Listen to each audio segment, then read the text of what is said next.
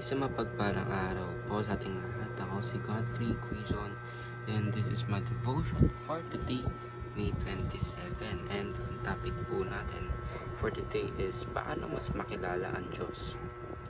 So, as we know lahat is ating Panginoon po is incomprehensible. So, ibig sabihin po nito is hindi natin alam or due to our limited understanding, hindi natin alam yung buong pake ng Diyos or yung kanyang iniisip, kasi hindi po natin talaga maunawaan lahat ng kung ano ang ating Panginoon dahil tayo po ay limited beings na may limited knowledge.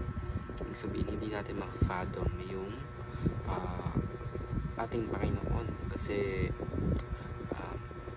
hindi natin we're not able to understand kung ano po ba yung nasa limit or yung limit po ng ating pagkaunawa din. So, incomprehensible. So, God is incomprehensible, meaning that His nature and ways are beyond full human understanding. While we can know through things about God through His revelation in Scripture, we will never fully grasp the entirety of who He is. God's wisdom, power, and love transcend our limited understanding. This truth should not lead us to despair, but to awe and worship. The incomprehensibility of God invites us into a deeper relationship with Him. As we learn to trust in Him, His mysteries, knowing that He is infinitely greater than we can imagine. So, sabihin lang po nito ang ating Panginoon, we are not able to comprehend our Lord fully except sa pinapakita po sa Scripture or yung nilalahad po ng ating Biblia. So, ating teaching for today is that genuine God is incomprehensible. Yung genuine, ibig sabihin yung Trinity, Holy Trinity, that one God, three person. So, kaya po ng example ni Pastor Russell is kaya natin magbigay ng part ng Trinity, pero in order for us to fully understand yung Trinity is talagang hindi natin kaya kasi di ba nga it is against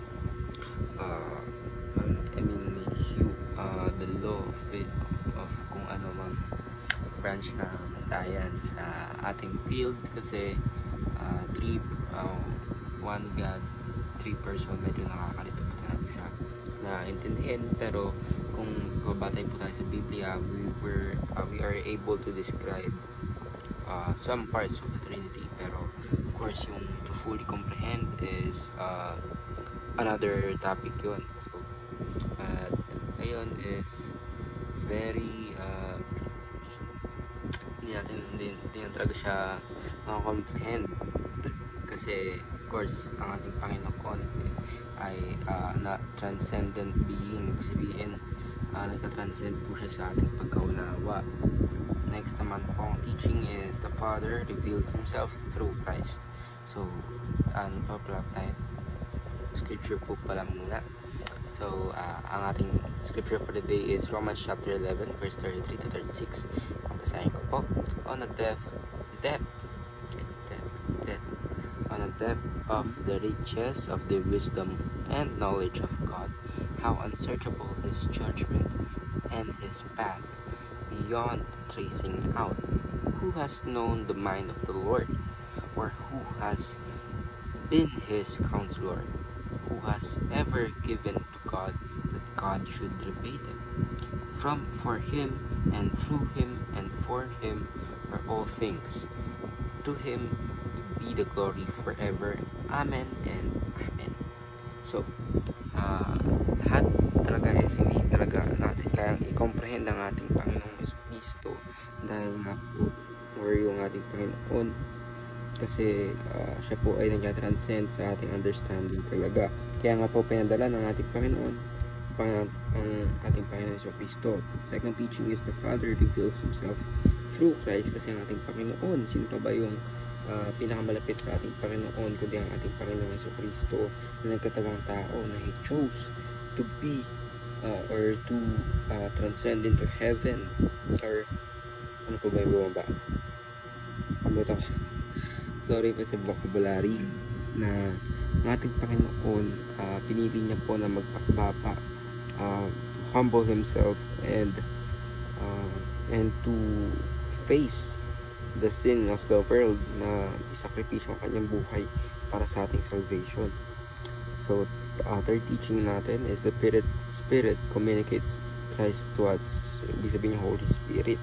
Ating Panginoon, pinadala niya ang Holy Spirit para po tayo gabayan at maintindihan natin kung ano po ba yung gustong iparating ng ating Panginoon, ang ating Panginoon Jesucristo sa atin, sa buhay natin, and para po gabayan tayo na maging misteryo sa kanyang mundo or kanyang mga nilikha niya.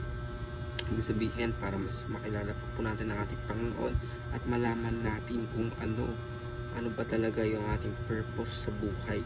Kaya kung nalilito po kayo sa pag-unawa sa ating Panginoon, of course, we must read the Bible and we have an open mind habang binabasa po natin ang ating Biblia, habang pinag-aaralan natin, in order for us to have a deep relationship sa ating Panginoon Jesucristo. So, ayun lang po, ako si Godfrey Quizon, and this is my devotion for today, May 27. Sana po ay marami kayong tutunan. Ayun lang po, and God bless.